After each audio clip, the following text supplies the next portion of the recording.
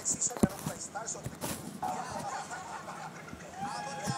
Abot talaga ako yakin. Okay.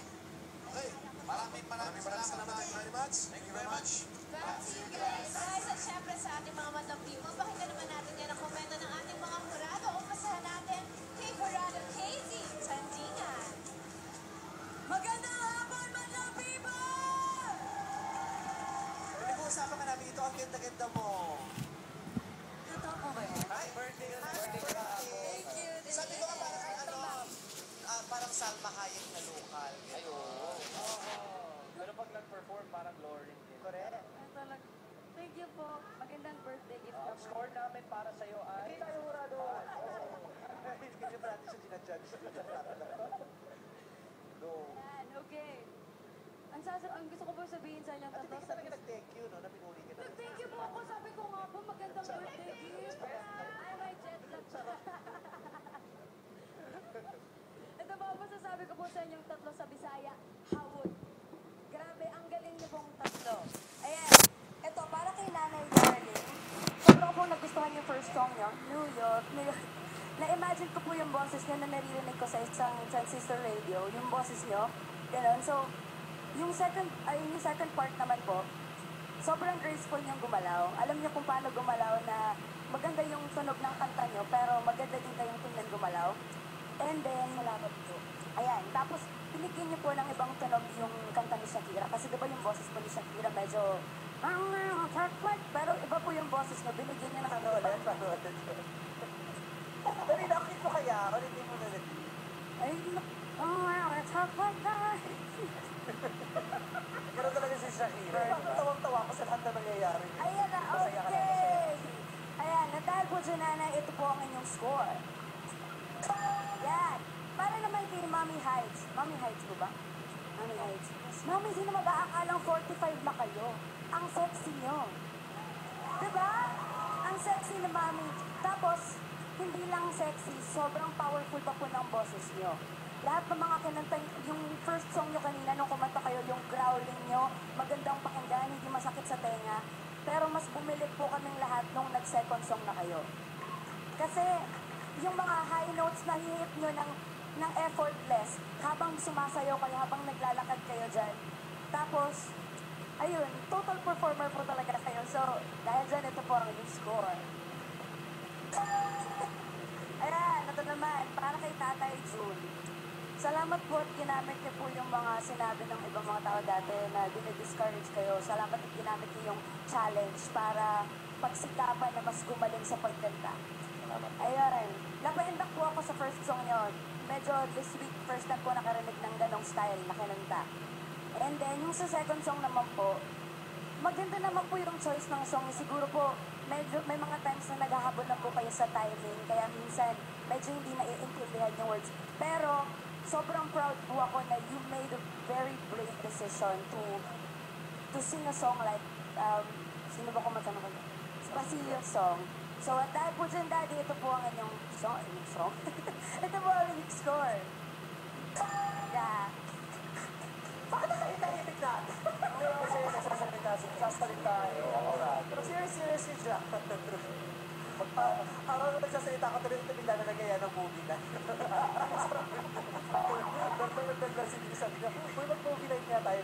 Sabi ko, at movie night, araw-araw ko nakikita-kita na tayo. Movie night. Papacheck na sabi niya, sungit mo ito. Papacheck na sa doktor mo. Okay, ito pakinggan na natin ang kapita-pita niya. Louie Ocampo. Magandang hapon, madlang people. Okay, isa natin to. Darling, very safe yung kanta mo, both songs. Tama yung pagpili mo ng kanta, nasa tono, maganda yung pag-hold ng note mo sa dulo, kaya ito ang magiging score ko sa'yo. Okay. Ma'am Heights, sexy na, magaling kumanta, tama yung pagpili ng kanta, gustong-gusto ko lahat sa akin, 2 thumbs up ka sa akin. Kaya ito ang ibibigay ko sa'yo. Mang Jung, very safe din ulit. Nasa tono lahat. Yan ang pinaka-importante. Basta lahat kayo nasa tono at saka nag-enjoy kayo. Kasi kailangan mag-entertain kayo sa amin. Kung anong dating nyo sa amin, sa audience at sa camera. Kaya ito ang score ko sa inyo. Yung mga kurado sa atin ngayon, hindi mo pa-questionin, no? Hindi mo pa-questionin. Ito na lalo, mga teachers ba? Mga teachers mo are QSO! Lagada. Magandang hapon, madlang people. Am I on? Hello? Mga teachers na malapit na mag-workshop. Trumpets workshop. April 7. Magandang hapon, madlang people, and hello to Laria's family in Michigan and Angel in Tree in Dubai. Semi-finalist number 1, Darling. Malakas ang boses, malaki ang range. Grabe, you know, marunong kang itapon mo ang boses mo. So it's really, what's going for you is power. At saka ang maganda sa iyo, I agree with Louie, yung pinili mong dalawang kanta, yung Liza Minnelli at saka yung Shakira, bagay sa vibrato mo. Dahil yung boses mo may vibrato. So bagay na bagay. So dahil dyan, Ma'am Darling, ito po ang aming score sa inyo. Semi-finalist number 2. Alright, Heights. Napaka-sexy mo. The degree of difficulty of both of your songs, wow. Very good. The range is big and powerful. And totoo na experience is the best teacher. So we could see na experience ng performer and singer. So nagre-resonate yun sa performance mo. Ang galing dahil doon sa first song mo, divang-divang dating mo, parang Jennifer Holiday lang. Second song mo, yung pagiging sexy ni Jessie J, nakuha mo. And dahil dyan, semi-finals number 2 Heights, ito ang score namin sa'yo.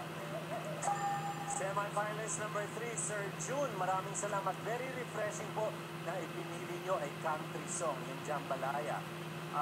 Kakaiba siya, so parang presko na naman sa tenga. I agree with Louie Ocampo. Marunong ka sa tao. Maganda ang tapon, maganda ang dating. You are a very good entertainer and a communicator. Nabigla po kami sa modern mong kanta, yung kay Basilio.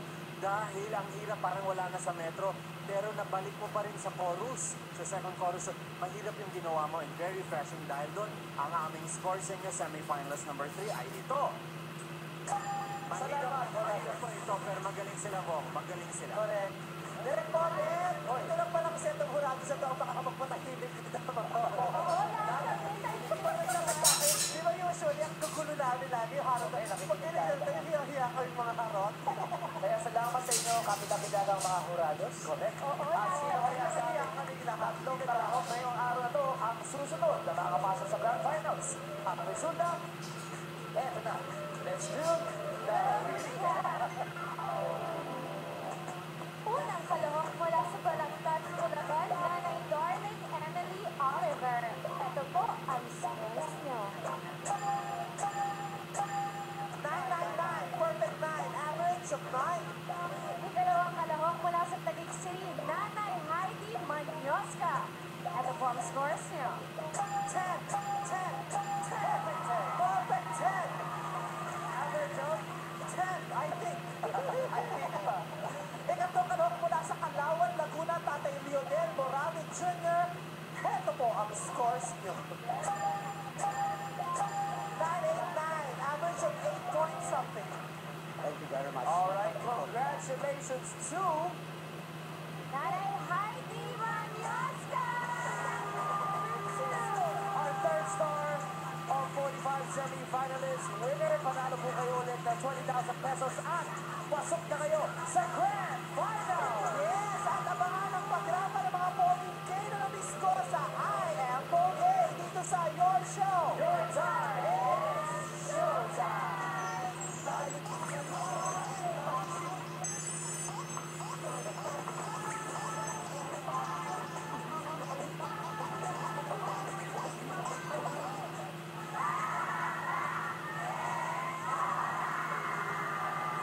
Ay, lang naman nakataliko. Diba na ba? Masarap ang kainan sa likod. Masarap ba? Ang sarap na ng ulam nito kanina eh. Mas masarap yung inulam mo. Ang baho ko ay sweat ang utong pinili propon. Nakakakilig. Nakain ko yung iba. Ang dami Kumain sa kasi. likod. Sana bawal yung umutot sa likod pag bawal nyo rin yan. Okay, ito na. Ego. Sa unang tingin, di mo akalain na sila ay may pusong pag-girl team. Paano ba kasi sa division 4, akalain mo mga tunay na macho sila. Kaya naman marami pa rin girls ang nagbabaka sa kanil pagbabako sila pero mga te, pasensya daw. Hindi talaga, Ken. Pero sigaw ay, I am okay. Sama pa rin natin ang ating mga orado sila. Casey Tantingan and judging as well, Teacher Sweet and Boy. Siyempre, upo sa kanyang pwesto ang paborito ng mga Poge resident